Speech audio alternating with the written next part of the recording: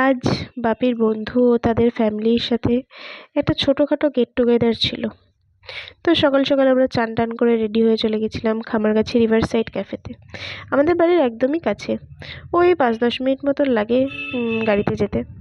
আর আমি আর আমার মা তো সেরকম কাউকে চিনি না কয়েকজনকে ছাড়া, তার কারণ এর আগে এরকম কোনো গেট টুগেদার সেরকমভাবে হয়নি। সো এই প্রথম এটা।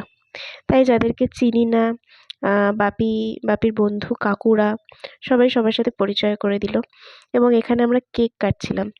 সেখানে বাপিরা কাকুরা সবাই বলল যে ছেলে মেয়েদের দিয়ে কেকটা কাটাতে। তাই এখানে আমরা সবাই বাচ্চা লোক মিলেই কেকটা কাটলাম। আর কেকটা সত্যিই খুব সুন্দর ছিল। তারপর সবাইকে কেক টেক পরিবেশন করে কেটে টেটে আমরা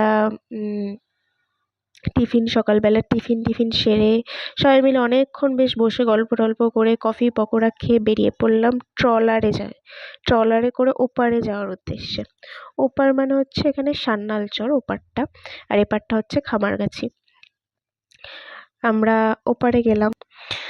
তো ওপারে সবাই যাওয়ার উদ্দেশ্যে বেরোলাম। ওপারে সবাই ট্রলারে উঠছে। এই যে আমাদের ট্রলারটা।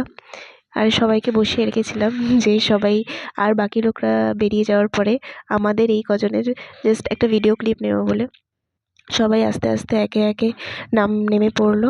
অ্যান্ড কাকু আমাদের সবাইকে গুনে নামাচ্ছিল এখানে। তারপর আমরা সবাই একে একে নেমে গ্রামের ভেতর দিয়ে হাঁটা শুরু করলাম। এখানে সবাই একে একে নামছি, গ্রামের ভেতর দিয়ে হাঁটতে শুরু করলাম। গ্রামের ভেতরে দেখার বলতে এই তো আমরা মেনলি গেছিলাম নদীর পাড় কতটা ভেঙেছে ওটা দেখতে। তো এখানে কাকিমারা কুল নিচ্ছিল, একটা বাড়িতে কুল রাখা ছিল। তো সেখানে মানুষগুলো এত ভালো, গ্রামের মানুষ। তারা আবার ঘর থেকে নুন নিয়ে আসারও অফার করেছে আমাদের।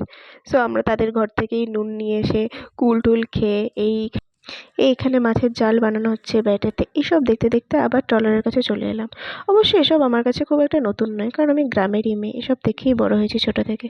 তবে যেটা সবথেকে বেশি ভালো লাগলো সেটা হচ্ছে যে মানুষগুলো 365 দিন আমাদের পরিবারকে ভালো রাখার তাগিদে সমস্ত সকাল রাত বিসর্জন দিয়ে নিজের সমস্ত অক্ষমতার ঊর্ধ্বে উঠে পরিশ্রম করে শুধুমাত্র পরিবারকে খুশি করার জন্য, তাদের এই কয়েক ঘন্টা নিজের ছোটোবেলার বন্ধুদের পেয়ে ছোটোবেলায় ফিরে যাওয়াটা দেখতে খুবই ভালো লাগছিল।